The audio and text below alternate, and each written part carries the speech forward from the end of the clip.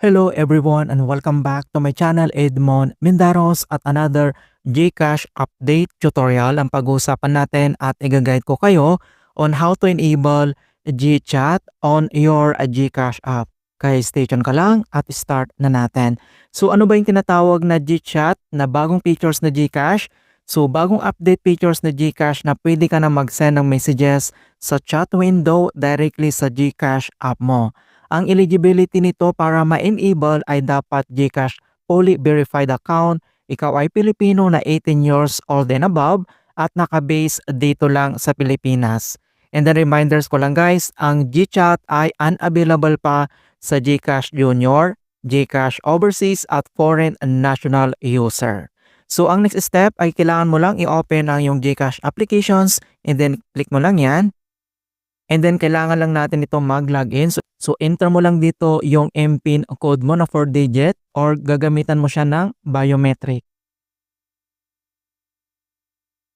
And then once na-open mo na dito yung GCash and the next step dito lang sa baba ay makikita mo dito yung inbox. So click mo lang yan.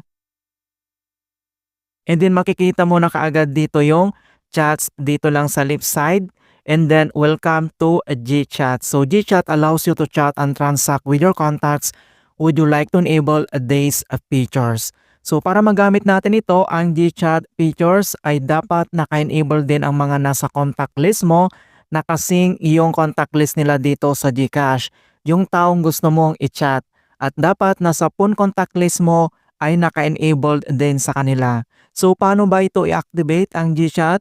So open mo lang ito yung ating GCash app. So dito lang sa ating inbox, makikita mo dito yung enable GChat. So click mo lang yan. And then makikita mo na dito yung notifications na terms and conditions. So please review and agree to the following to start using GChat. So I agree to the terms and conditions and privacy notice of GCash. So select mo lang dito yung box na yan. And then makikita mo dito yung submit. So click mo lang yan. Ayan. So, welcome to your inbox. So, view, send, and reply to all your messages in one convenient place. So, pwede ka na mag-start nito kung paano ba ito gamitin. So, click mo lang dito yung start chat.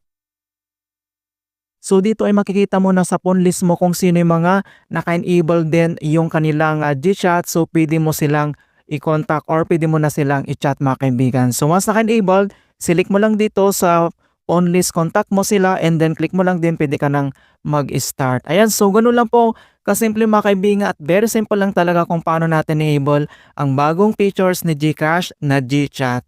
In hope na nakapagbigay ako ng konting kaalaman at guide sa bagong GCash features. Thank you guys and see you in my next tutorials.